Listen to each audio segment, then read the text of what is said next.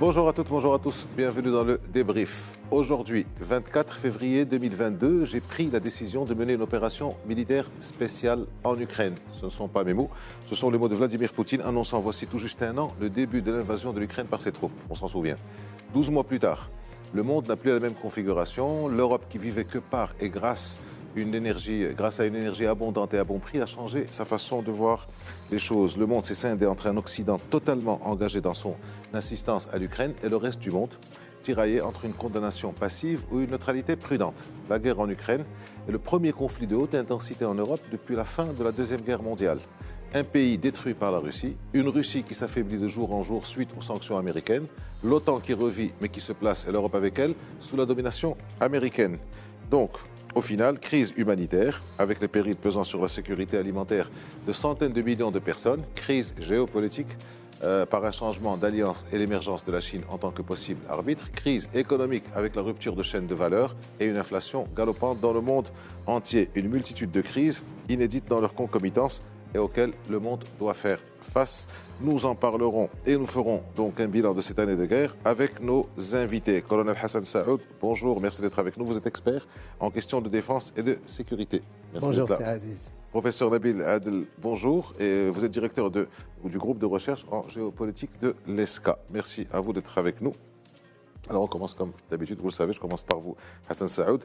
Deux super shows à l'occasion de cette première année bouclée de la guerre, deux super shows organisés. Et donc, d'un côté, Vladimir Poutine dans son traditionnel discours sur l'état de l'Union, et de l'autre, l'état de la fédération, comme il l'appelle, pas de l'Union, l'Union c'est les Américains, et un autre, Joe Biden en Pologne, après une visite surprise, mais pas très surprise, à Kiev. Et les deux chefs d'État, l'un chacun de son côté, a imputé la responsabilité de la guerre à l'autre. Vladimir Poutine a dit que c'était l'Occident qui avait commencé en ne respectant pas, entre autres, les accords de Minsk.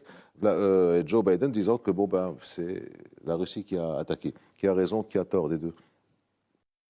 Je ne sais pas si je suis bien placé pour juger ce qui a tort. En tout cas, en l'espèce, le tort revient à celui qui a violé le droit international. Et je m'arrête là.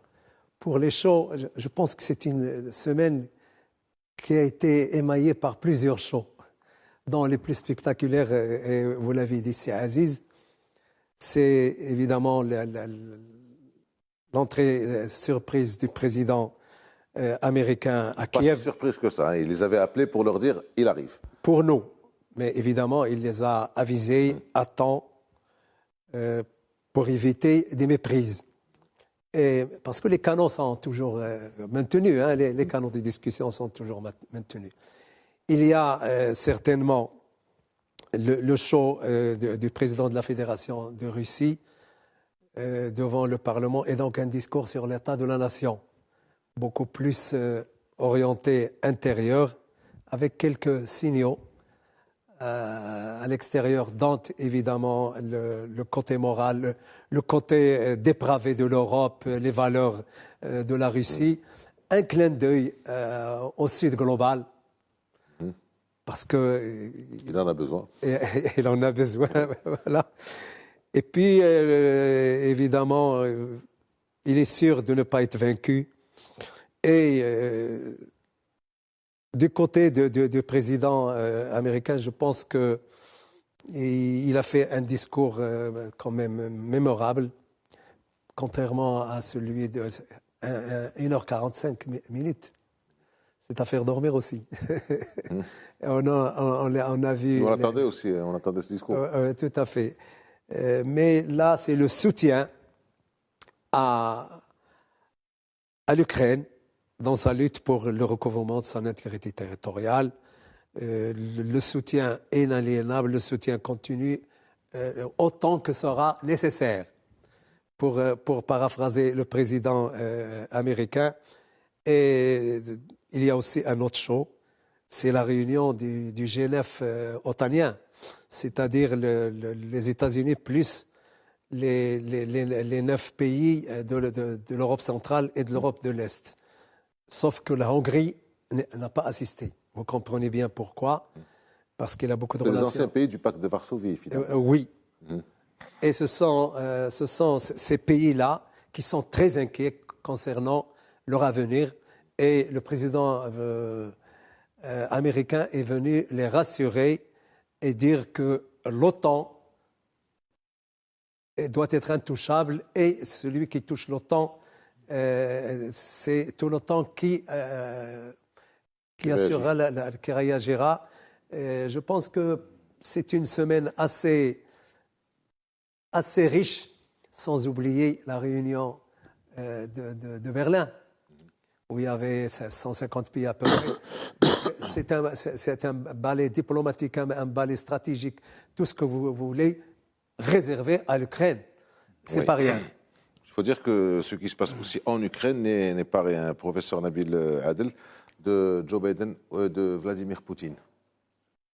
Écoutez, M. Poutine aujourd'hui n'a le droit de brandir aucun argument moral ou politique face à la situation dans laquelle il a mis son pays et il a mis le monde.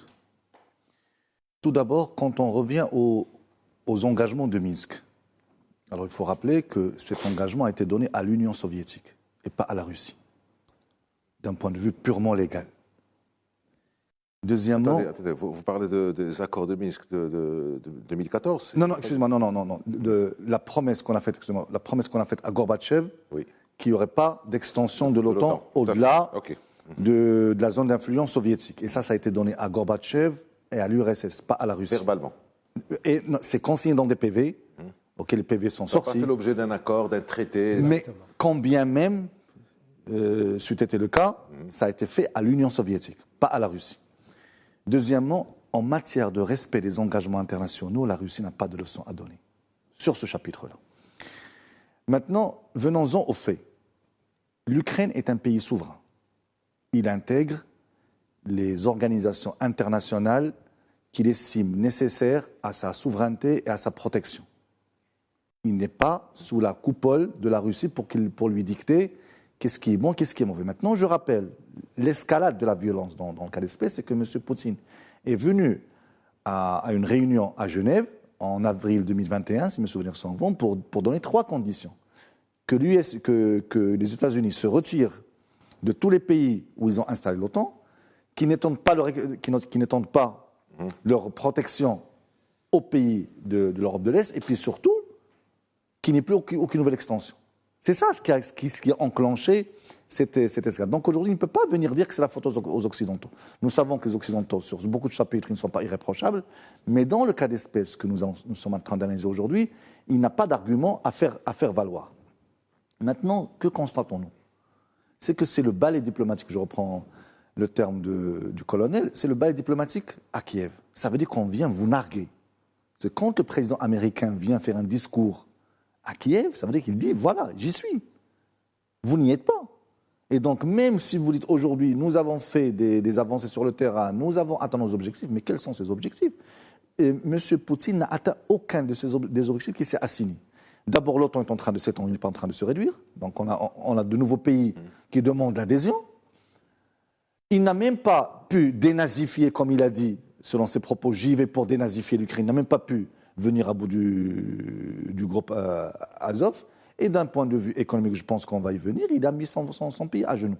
Donc aujourd'hui, ce qui s'est passé, c'est que nous sommes sur une guerre qui aurait pu devenir globale, mais elle est en train de se rétrécir pour se fermer sur la Russie. Parce qu'aujourd'hui, les pays européens ont réorganisé leur circuit d'approvisionnement en matière d'énergie, et de plus en plus, l'étau est en train de se refermer sur la Russie.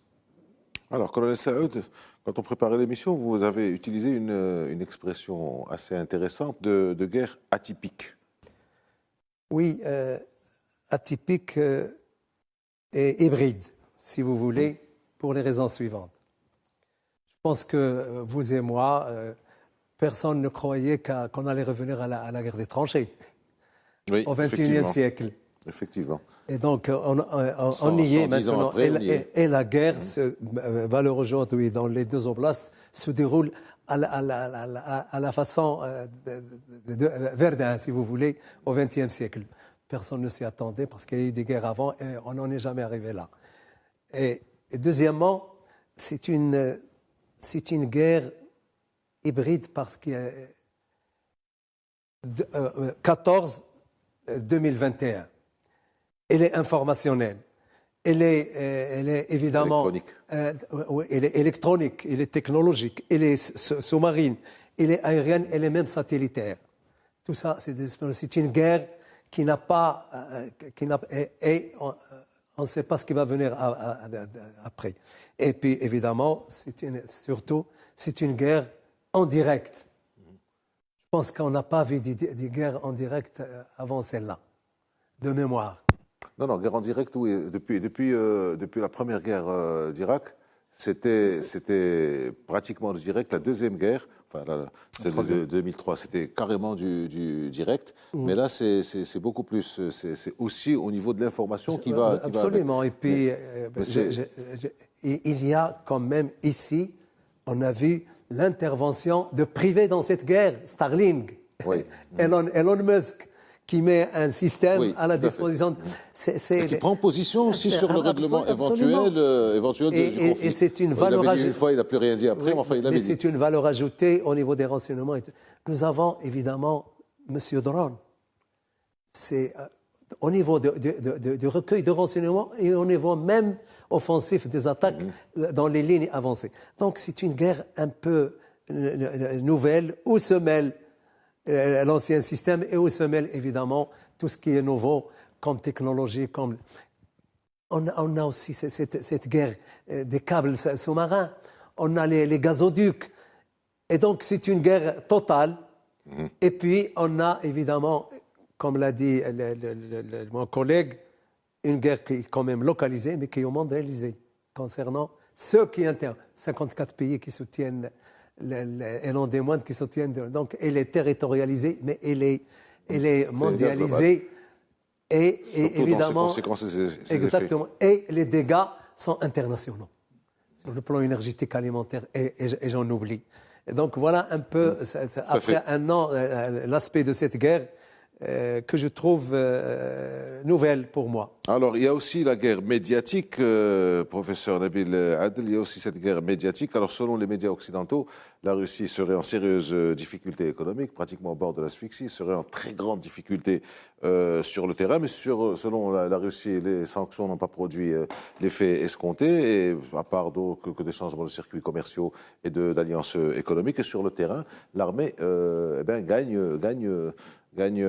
avance de plus en plus, selon les Russes. Alors, cette guerre médiatique, effectivement, qui croire, encore une fois, est-ce que la Russie est effectivement, parce que quand on voit, finalement, c'est 54 pays qui sont contre la Russie, c'est des armes en flux continu, à flux continu qui arrivent en Ukraine. La Russie, jusqu'à preuve du contraire, est pratiquement seule, enfin, dit-on. Et la Chine n'a pas encore donné ses armes, on dit la Corée du Nord qui dément, on dit l'Iran, c'est possible. Qui croire, finalement? Il faut croire les faits et revenir aux chiffres. Alors, en 2014, la Russie avait un PIB de l'ordre de 2,1 trillion de dollars. 2021, c'est 1,7 trillion de dollars. Donc, c'est un PIB qui a baissé.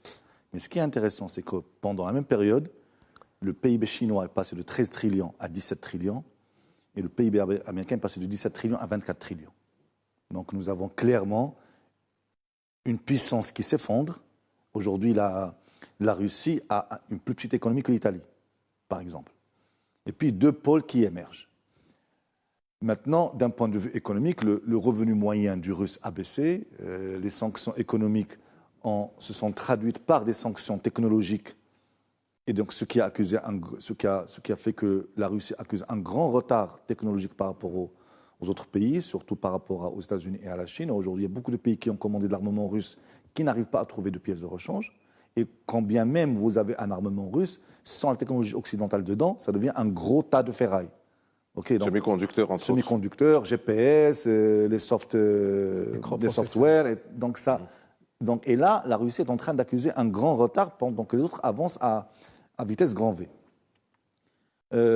Toujours d'un point de vue économique, et c'est ça le coup le plus dur, c'est qu'entre 2014 et 2022, la Russie a amassé un trésor de guerre de l'ordre de 620 milliards de dollars, dont 400 milliards ont été gelés d'un trait de plume par les pays où elle avait placé ses excédents. Donc voilà, on l'a privé de 400 milliards de dollars, ce qui fait beaucoup d'argent quand même. C'est 4 fois le PIB du Maroc. On a un trait de plus. Naturellement, la Russie ne va pas venir dire que les sanctions m'ont asphyxié économiquement, surtout qu'aujourd'hui, elle avance une progression de sa production nationale, mais ça c'est dû essentiellement, il faut le savoir, à la hausse des prix des hydrocarbures. La Russie est un pays qui reste extrêmement dépendant des prix des hydrocarbures. Maintenant, d'un point de vue militaire, bon, je parle sous le contrôle du colonel, quand on avance sur le terrain, pourquoi? C'est quoi l'objectif? Revenons à l'objectif de cette guerre. C'était d'empêcher l'Ukraine de rejoindre l'OTAN et de ne plus avoir la menace de l'OTAN sur ses portes. Aujourd'hui, l'OTAN est en train de s'étendre par ailleurs. Et aujourd'hui, c'est une guerre qui coûte beaucoup d'argent à la Russie, mais pourquoi faire in fine? Admettons même qu'elle occupe l'Ukraine. Pour faire quoi? Déjà, 2 pays vont rejoindre l'OTAN et l'Occident ne permettra jamais à l'Ukraine de tomber pour une raison très simple. C'est que depuis la Deuxième Guerre mondiale, on s'est mis d'accord que les frontières de l'Europe ne changent pas de force par l'une des grandes puissances. On peut les modifier, on a vu ça dans le Kosovo, dans l'ex-Yougoslavie, mais il y a toujours eu un consensus. Maintenant, M. Poutine sort de ce consensus. Ça rappelle de vieux mauvais souvenirs. Les accords de Munich de 1939, quand on a donné la Yougoslavie à Hitler, il a voulu prendre la Pologne. Et beaucoup d'experts disaient que si on l'avait arrêté à Munich, on n'aurait pas une deuxième guerre mondiale. Donc maintenant, tout le monde dit qu'il faut arrêter M. Poutine en Ukraine. Parce que si jamais on le laisse prendre l'Ukraine, il voudra d'autres pays. Et surtout, pour lui, la plus grande catastrophe géopolitique du XXe siècle, c'était la chute de l'Union soviétique, et il voudrait reprendre la sphère d'influence soviétique. Oui, mais pour autant, colonel Hassan Saoud, ce que dit Nabil Adel, c'est que sur le terrain, bon, la Russie n'a pas atteint les objectifs qu'elle voulait atteindre. Elle a quand même une grande partie du Donbass. C'est en train de s'enliser à Bakhmout, mais dans ce cas, il y a de plus en plus d'experts militaires ou en stratégie militaire occidentaux disent que si Zelensky va demander avec autant de fougue les chars et les avions, c'est que son armée est au bord de l'effondrement. On dit aussi qu'il recrute dans les minorités hongroises. On dit. Est-ce que dans ce conflit, d'un point de vue militaire, l'Union européenne et les États-Unis, ou plutôt les États-Unis d'abord et l'Union européenne ensuite, en font trop ou n'en font pas assez? Pourquoi ils demandent maintenant, avec autant de fougue, ces armes? Vous savez, au début, vous vous rappelez, ici, on parlait des buts de guerre. Au début, les buts de guerre, c'était quoi? C'était renverser un régime et mettre un régime russo-compatible. Vous vous rappelez très bien. Oui. La preuve, c'est qu'ils ont cru que c'était une promenade de santé. Maintenant, on a revu ça à la baisse. Rien que le fait de ne pas avoir atteint les buts de guerre premiers, c'est un échec. Maintenant, le rapport de force, il ne faut pas l'oublier, c'est David contre Goliath. Il faut pas. Mais l'aide occidentale a permis de renverser le rapport de force. Vous vous rappelez, Kherson était prise, et on a quitté Kherson, Kharkiv, et maintenant, on est dans le Donbass. J'imagine que le but de guerre actuel, c'est de sanctuariser les régions... Tout ce qui n'est pas Donbass. Sanctuariser les régions annexées. Ah, pour la Russie. Pour la Russie. D'accord. Pour l'Ukraine, c'est l'intérêt territorial, y compris...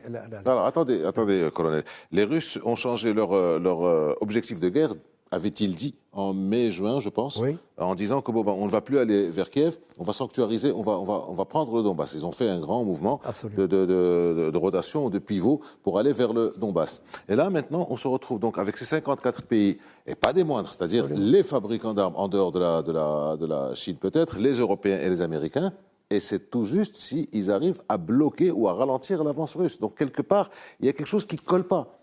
Théoriquement, avec toute cette alliance, les Russes devraient être sortis d'Ukraine depuis longtemps. Voilà pourquoi on en est là. L'Ukraine actuellement est en train de se défendre dans les oblasts. en attendant les Les renforts, républiques dans les républiques annexées. annexées, Voilà. en attendant l'arrivée des renforts pour faire éventuellement ce qu'on appelle une contre-offensive. Maintenant, le matériel n'arrive pas. Les ressources humaines sont en train d'être formées, même les aviateurs. Et ça, c'est nouveau. Aux États-Unis, en Angleterre et ailleurs. Donc, on est en train de les former.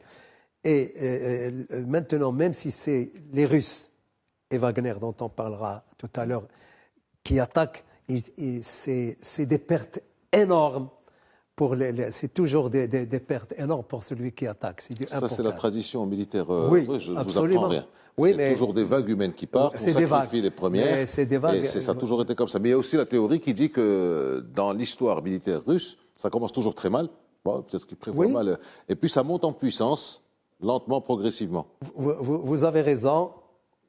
Nous allons vers un surenlisement. On va y aller. Et tout le monde le pense. Encore plus atypique. Mais la réalité est que les dégâts sont énormes pour tout le monde. Que pour demain, peut-être. Sauf pour les États-Unis. Mais enfin, les États-Unis sont un peu loin. Ils sont loin, et puis bon, ils font de l'économie, ils font des affaires aussi avec ça. Je pense que et la Russie et l'Ukraine n'ont pas les moyens de faire de la contre-offensive ou de l'offensive. Vous allez voir, demain, c'est l'anniversaire. Je pense, et selon beaucoup d'observateurs, ils n'ont pas les moyens de le faire pour le moment, et compte tenu de la météo qui ne les aide pas en plus. Alors justement, en parlant de ça, de ce surenlisement, c'est la première fois que j'entends ce terme. Effectivement, c'est vrai. Mais on dit que peut-être la Chine pourrait commencer à vouloir aider un peu son allié de circonstances et d'histoires, enfin sur les 10-15 dernières années, commencer un peu à l'aider. Alors, professeur Adel, la Chine, dans tout ça, économiquement, géostratégiquement, on a l'impression qu'il se pose, président Xi Jinping, en arbitre, en laissant le temps venir. Vous savez, les Chinois, ça a toujours été comme ça, ils ont le temps devant eux, ils prennent le temps pour réfléchir, et ils y arrivent, et ils décident à un moment d'y aller au bon momentum. Est-ce que c'est le bon momentum pour y aller ? Pas au niveau militaire uniquement, même au niveau économique. Oui. Alors juste rapidement, pour revenir à ce qui vient d'être dit, aujourd'hui, l'Ukraine n'a pas encore commencé à attaquer. Et contrairement à ce qu'on pense, l'aide vient au compte-gouttes. Okay, donc aujourd'hui, l'Ukraine ne fait que se défendre. Et puis historiquement, la Russie et l'URSS se défendent très bien, ils attaquent très mal. On l'a vu en Afghanistan, on l'a vu en Tchétchénie, on l'a vu même récemment en Géorgie, où on sent que ce n'est pas une armée qui sait attaquer. Une armée qui sait se défendre, on l'a vu à plusieurs reprises, mais c'est une armée qui ne sait pas attaquer. Maintenant, pour la Chine. Alors la Chine, et ça n'engage que moi, n'interviendra jamais auprès de la Russie. Militairement. Ni même au-delà du soutien moral et des prières. Parce que le gros des intérêts chinois... La Chine a démenti vouloir... la Chine a démenti, mais enfin bon, entre le démenti et la réalité... Alors le gros du business chinois est avec l'Occident. Il ne faut pas l'oublier. Les deux plus grands clients de la Chine sont les États-Unis et l'Europe. Ils ne voudront pas risquer ça. Les Chinois. Bien sûr, ils ne voudront pas... Attention, et surtout technologique. Parce qu'aujourd'hui, la Chine peut être un géant économique, c'est un nain technologique. OK ? Il n'est même pas au niveau de maturité technologique de Taïwan, par exemple. C'est pour ça qu'ils veulent lui mettre la main dessus. Taïwan, c'est particulier. C'est particulier. Mais pour vous dire, aujourd'hui, ils ne vont pas risquer leurs relations avec l'Occident, qui sont très tendues, et l'Occident a montré un échantillon de ce qu'il peut faire à la Chine sur le cas de Huawei.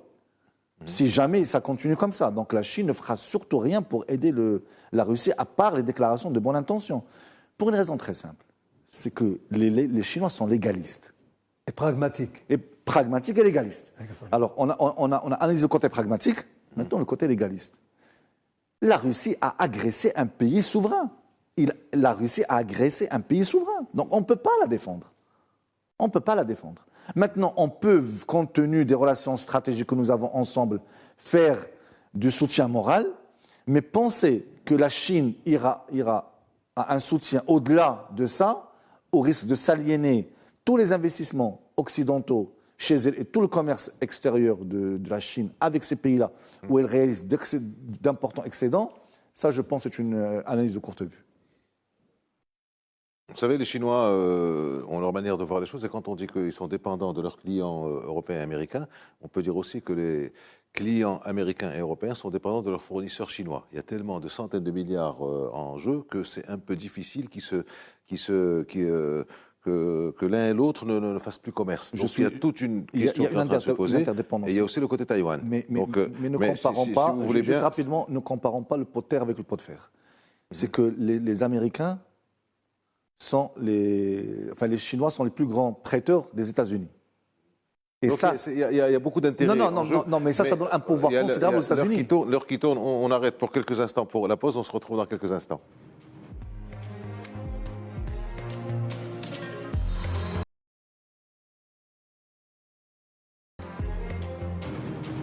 Alors, on démarre donc la deuxième partie du débrief consacré à un an de guerre en Ukraine. Nous en parlons avec le colonel Hassan Saoud et le professeur Nabil Adel. Colonel Saoud, finalement, cette guerre, avec tout ce qui a été donné comme matériel par les Européens aux Ukrainiens, on se retrouve avec une Europe qui n'a plus de munitions, qui n'a plus de matériel, qui n'a plus rien. Est-ce que finalement, ce renforcement de l'OTAN veut dire que clairement, c'est le retour de la prééminence et de la défense européenne par les Américains?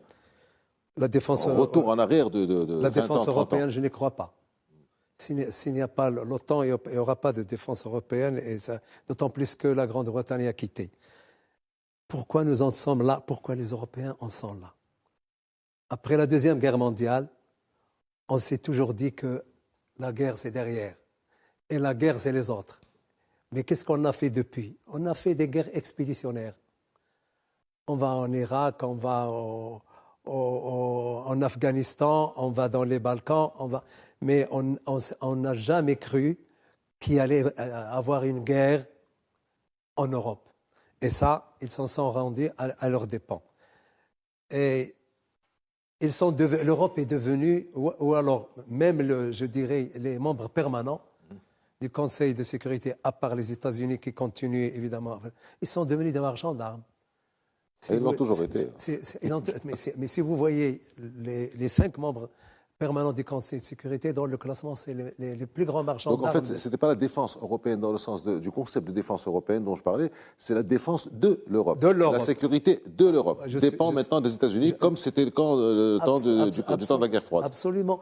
Les États-Unis ont raffermi leur rôle dans le leadership européen.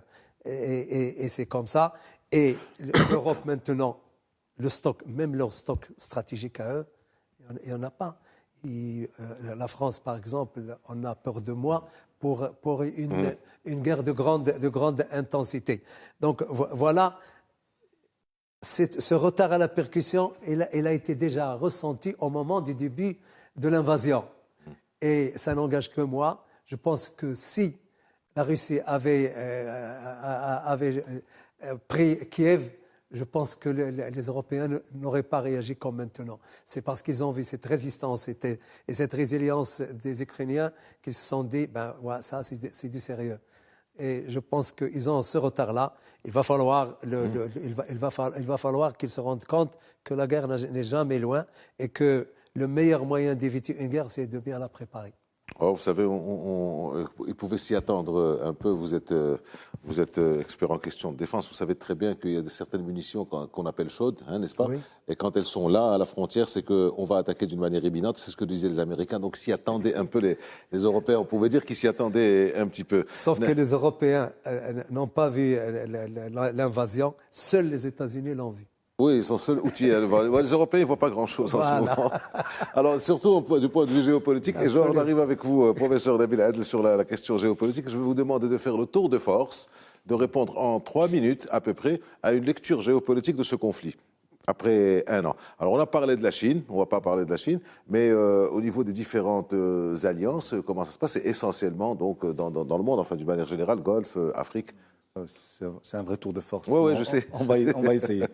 Alors aujourd'hui, à quoi nous assistons? Nous assistons à l'émergence et au détachement de 2 grandes puissances et à l'affaissement de 2 autres grandes puissances. Alors clairement, les États-Unis et la Chine sont en train de se détacher et de creuser l'avance par rapport au reste du monde, aussi bien d'un point de vue économique, militaire que géopolitique. Alors là, la Russie est en train de s'effondrer et je pense qu'elle est en train d'accuser un grand retard par rapport à ces puissances. Et le deuxième perdant, c'est l'Europe. Alors, je rappelle, puis pour faire le lien avec ce qui a été dit tout à l'heure, il faut dire que ce ne sont pas toujours les Américains qui ont empêché l'Europe de s'armer. Je rappelle que pendant le mandat de Donald Trump, il avait presque supplié l'Allemagne d'augmenter son budget défense. Et l'Allemagne refusait.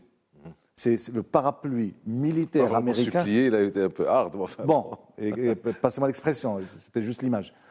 Ce que je veux dire, c'est qu'aujourd'hui, le parapluie militaire américain servait les Européens. Parce que toutes les dépenses militaires que l'Europe économisait, ça allait vers les infrastructures, ça allait vers le développement économique. Et d'ailleurs, Donald Trump leur a reproché ça. Il leur a dit, pendant que nous, on vous protège, nos infrastructures sont en train de tomber en ruine et les vôtres sont en train d'être modernisées. Donc, s'il vous plaît, armez-vous. Et c'est l'Europe qui disait non. Maintenant, cette guerre est en train de recentrer les choses. Maintenant, ce qui nous intéresse, nous, dans cette région, et ce qui est intéressant à analyser, c'est la position du Maroc.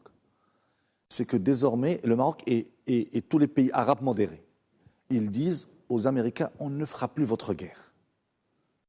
Le Maroc, et je le prends pour modèle, a critiqué l'invasion russe, mais il s'est arrêté là. C'est-à-dire que ce n'est pas ma guerre. Je maintiens mes relations avec la Russie, je maintiens mes relations avec l'Occident, et même l'Arabie Saoudite et les pays du Golfe, ils ne font plus les folies de soutien, de l'alignement, voilà. Comme c'était le cas lors de l'invasion d'Afghanistan, la première, la deuxième, la troisième. On a vu la décision qu'ils ont prise à l'OPEP+.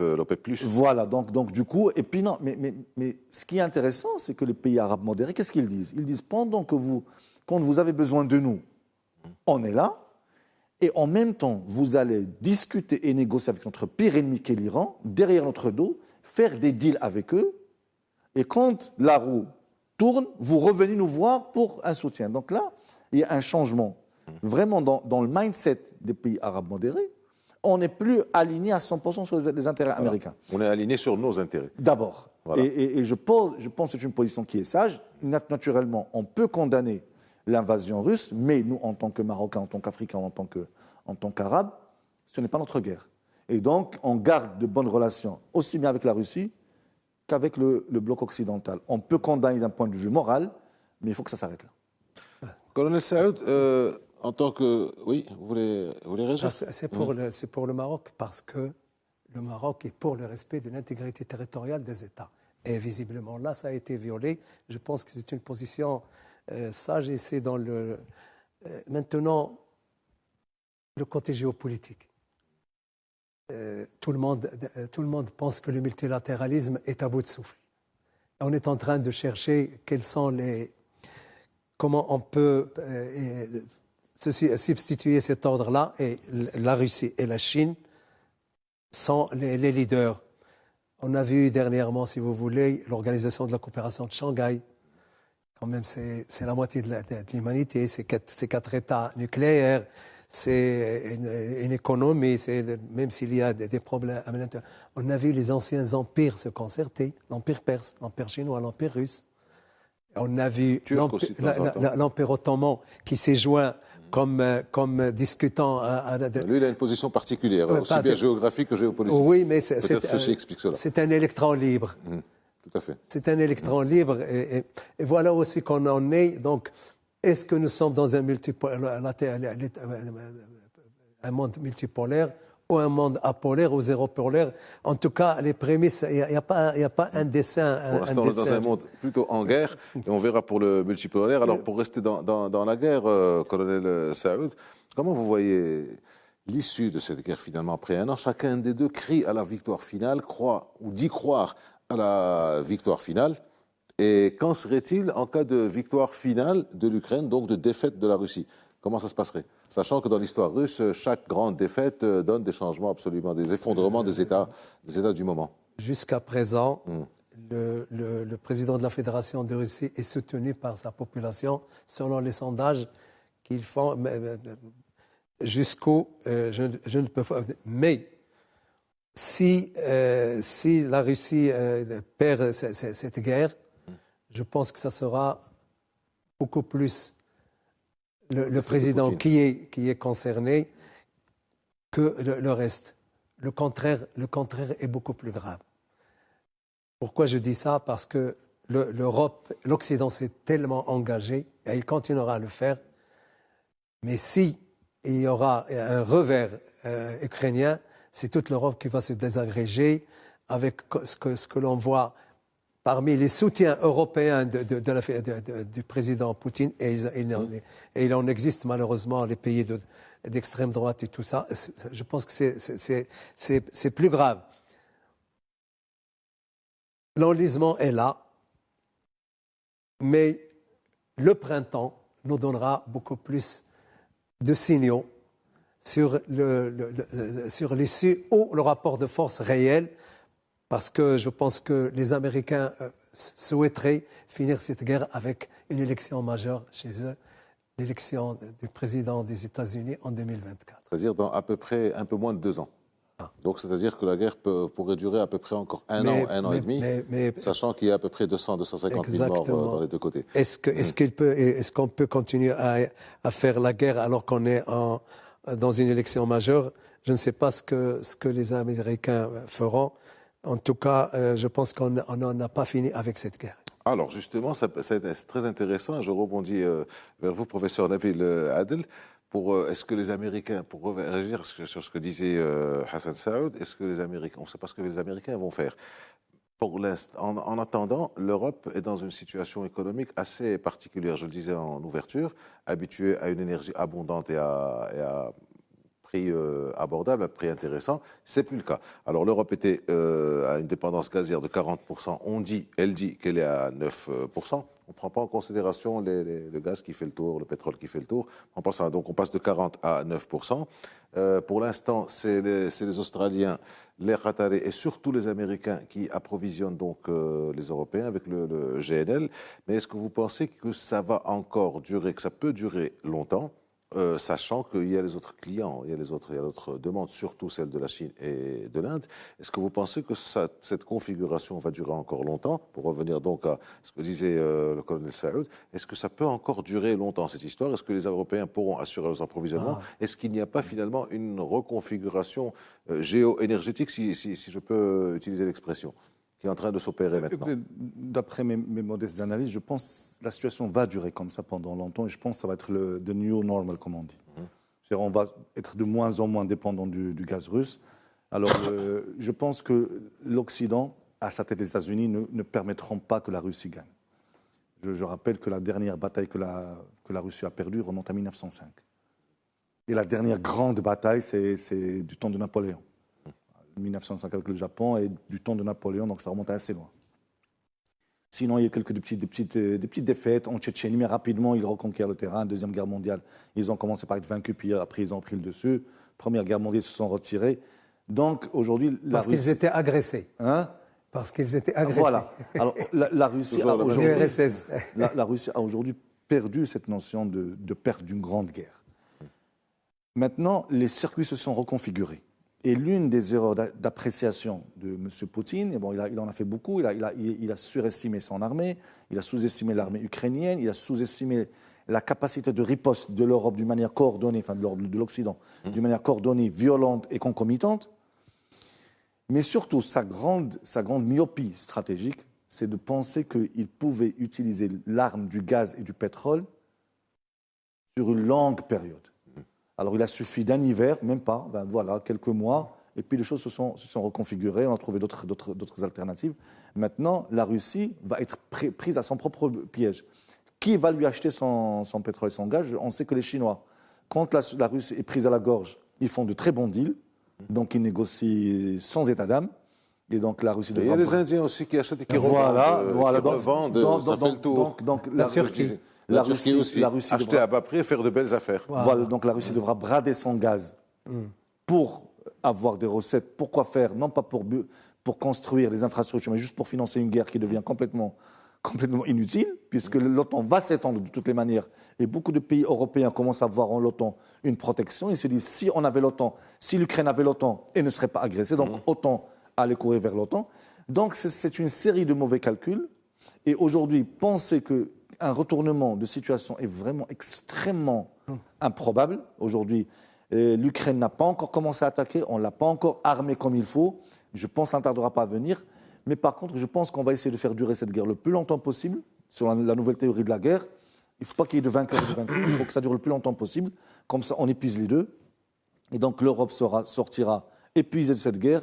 L'Ukraine sera dévastée, mais la Russie aussi sera encore plus affaiblie. En revanche, les deux pôles. Voilà, les deux pôles se détacher. La Chine et les États-Unis se détacher. Et je pense qu'ils ont déjà commencé à se faire la guerre les uns aux autres. Les États-Unis à la Chine, ça a commencé avec Donald Trump, quand il a commencé à directement cibler la Chine en tant que nouvel ennemi.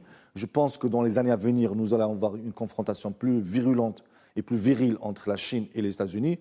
Mais en attendant, ce sont les deux pôles que sont la Russie et l'Europe, enfin toute l'Europe en général, qui est en train de sombrer. Alors il y a un seul élément que peut-être n'est pas encore assez pris en compte et qui est celui des opinions publiques européennes. Est-ce qu'elles vont véritablement supporter cette baisse ou cette diminution de leur niveau de vie, les prix qui montent, le gaz il y en a de moins en moins. Il y a cette configuration dont personne ne parle pour l'instant. Il y a un battage, il y a un matraquage autour de la Russie, c'est pas bien, la Russie, c'est pas bien, ce qui est vrai. Mais au bout d'un certain moment, quand on est touché à la poche, peut-être qu'on réagit. On verra comment ça va se passer dans les quelques mois. Le panier de la ménagère. Le panier de la ménagère, ce que va dire la ménagère, et même les ménages. Juste sur ce point, très rapidement, l'Europe a connu des prix plus élevés que ça. Des prix de gaz et de pétrole plus élevés que ça, qu'aujourd'hui. Et aujourd'hui, les prix sont en train de revenir. Donc nous sommes en train de revenir à une situation plutôt plus ou moins normale. Maintenant, l'inflation est due à d'autres facteurs. Mais sur ce point particulier qui est directement lié à la guerre de Russie, d'abord, on a vécu pire. Et puis, c'est en train de reprendre. Oui, non, mais attendez, il y a aussi le côté gaz de schiste américain. Il y a des choses qui risquent d'arriver parce que personne n'en parle, vous avez remarqué. Tout à fait. Dernier point, si vous le permettez, c'est Aziz. Il y a des tentatives de déstabilisation de la Moldavie.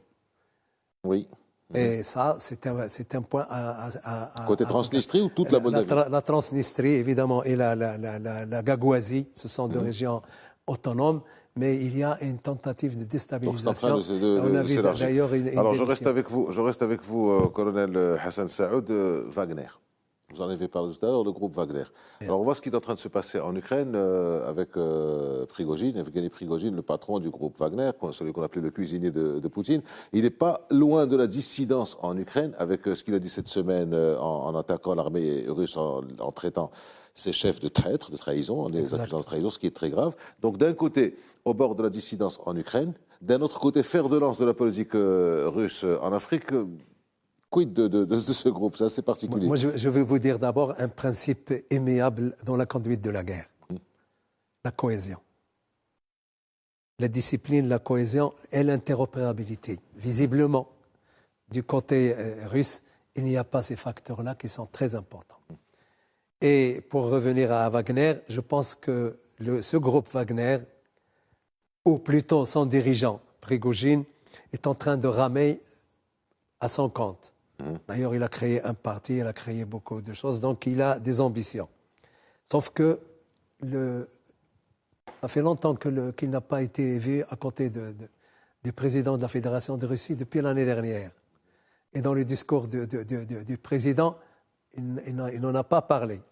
Ça veut dire que l'armée a repris un peu il est marginalisé, il a insulté même le ministre de la Défense et le chef d'état-major. Ils ont des comptes à rendre, ils ont des comptes à régler. C'est ça, c'est voilà, entre eux. C'est une guerre dans la guerre. C'est une guerre dans la guerre qui est négative pour. Je pense qu'il a franchi le Rubicon. Et des comportements comme ça sont inadmissibles et il risque de le payer. Et il faut dire aussi que l'armée est forte par rapport et il n'a pas réalisé de grands succès.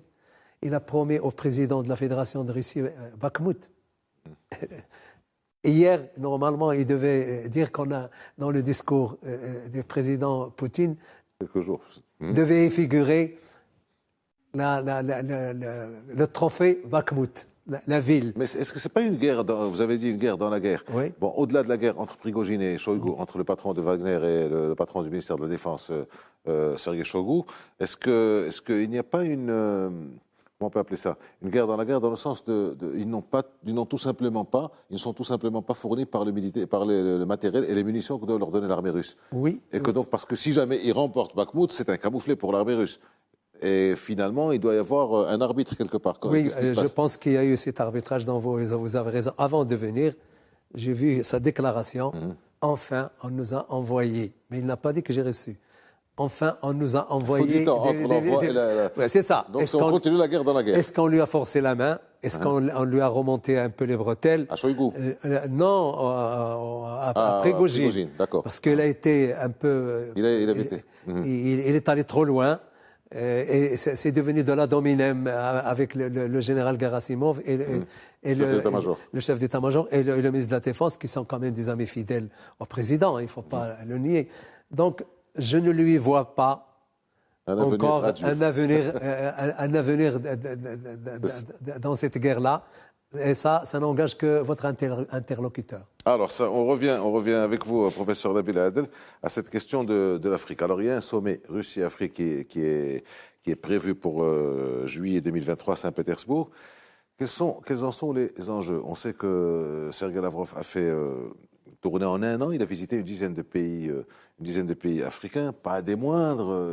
Visiter l'Afrique du Sud, visiter le Nigeria, visiter le Mali, ce qui n'est pas rien. On sait ce qui se passe. Alors, quels sont les enjeux? Est-ce que c'est une guerre géostratégique de positionnement avec l'Occident? Est-ce que c'est un débouché pour les armes? Est-ce que c'est pour les Africains, une bouffée d'oxygène peut-être en matière de sécurité alimentaire? Il se passe quelque chose entre les Russes et les Africains, entre les Russes et l'Afrique, l'Afrique prise en tant que telle. C'est très difficile de prévoir ses vacances quand on reçoit des claques. Et donc on commence à avoir d'autres soucis. Aujourd'hui, la Russie reçoit des claques. Ramener les Africains en Russie, discuter de quoi? Aujourd'hui, qu'offre la Russie? À part un peu de sécurité, même l'armement, on a vu l'étendue de son inefficacité sur le terrain ukrainien. Tout dépendra de la nature, de la représentation à Saint-Pétersbourg. Est-ce qu'on aura des chefs d'État ou bien des premiers ministres ou bien juste des ministres des Affaires étrangères? Et puis surtout, qu'est-ce qui est à l'ordre du jour? Alors on se rappelle de la visite de M. Macky Sall à M. Président Poutine. de l'Union africaine et du Sénégal. Voilà, pour dire à M. Poutine, s'il vous plaît, keep Africa out of this. Laissez l'Afrique loin de ça. Parce que nous avons nos propres soucis, nous avons déjà des problèmes comme ça. Si vous y ajoutez la pénurie de gaz et de blé, on ne va pas s'en sortir. Donc nous, on n'est ni avec vous, ni avec eux. Donc nous, on est dans une neutralité qui est plutôt bienveillante, mais nous avons nos sujets à gérer. Maintenant, c'est un sommet qui va se dérouler dans des circonstances un peu particulières. Aujourd'hui, la Russie n'a pas grand-chose à offrir en Afrique. Ce n'est pas la Chine, ce n'est pas les États-Unis, ce ne sont même pas les pays européens traditionnels, encore moins la Russie. Donc, ils n'ont pas beaucoup d'investissements en Afrique, ou du moins pas de la taille des grandes puissances. Le flux reste concentré sur quelques pays anciens soutiens de l'Union soviétique. Donc, aujourd'hui, la Russie en Afrique n'a pas beaucoup de cartes à jouer, à part la carte Wagner, quelques pays qui chassent la France pour la remplacer momentanément par la Russie. Mais aujourd'hui, je pense que c'est un sommet au plus. On va plus avoir des Africains qui vont dire à la Russie, s'il vous plaît, ne nous mêlez pas de cette guerre. Donc, continuez à avoir des relations normales avec nous en matière de blé, en matière de fourniture de l'énergie. Donc, je pense que même le Maroc a reçu une livraison de gaz russe il y a quelques jours. Donc, c'est business as usual for us, pour nous. Mais s'il vous plaît, laissez-nous loin de cette guerre. Donc, je pense que ça va être le mot d'ordre de ce sommet. Maintenant, la Russie peut compter sur certains soutiens traditionnels, tels que l'Algérie, tels que certains pays africains, pour continuer à lui acheter des armes et donc à lui donner une bouffée d'oxygène au niveau financier. Mais là, nous avons vu des voix américaines s'élever pour dire attention, si l'Algérie continue à armer ou à acheter des armes à la Russie, il doit y avoir des sanctions. Donc les États-Unis mettent beaucoup de pays africains dans des situations de choisir entre la Russie et les États-Unis, et je pense que le choix est clair dans ce cas-là. Au mieux, on va s'arrêter, au pire, on va carrément changer de camp. Donc, je n'attends pas beaucoup de ce sommet, même si les Africains, dans cette rencontre, doivent rester droits dans leurs bottes. Ce n'est pas notre guerre, et nous avons d'autres priorités. Merci à vous. On va donc attendre que l'hiver sorte. On va attendre que on appelle ça la Rasputitsa, donc tout ce qui est la neige fondue. Le général météo. Le général météo, le général hiver va s'en aller. On verra comment ça va se passer dans le printemps et on en reparlera très certainement. Merci à vous, colonel Hassan Saoud, d'avoir été avec nous. Merci à vous, professeur Nabil Adel, d'avoir été avec nous. Merci à vous de nous avoir suivis. À la semaine prochaine.